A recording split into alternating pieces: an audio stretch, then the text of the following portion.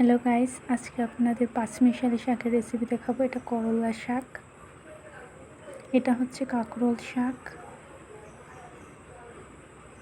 এগুলো কুচি কুচি করে কেটে নিয়েছি আমি, মানে হাত দিয়ে। এটা কুমার শাক,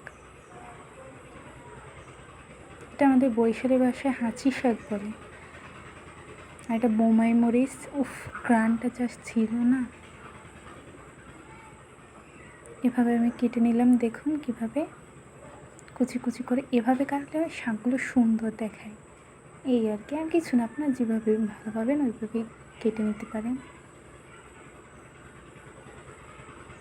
চিংড়ি মাছ নিয়েছি, পেঁয়াজ এই বেশিরভাগটাই দেব, আর রসুন। নারকেল কুড়িয়ে নিয়েছিলাম, আমি এভাবে দেখালাম। আমি প্রথমে রান্নাটা মিস করে গেছি। এভাবে রান্না করা হয়েছে, কষাইয়ে সব মশলা দিয়ে ভালোভাবে কষিয়ে তারপর শাক দিয়ে এই একটু ভাজা ভাজা করে নিল। এই দেখুন হয়ে গেছে। ভাই অমৃত ছিল, অমৃত। আপনারা না খেলে বুঝবেন না স্বাদ কেমন।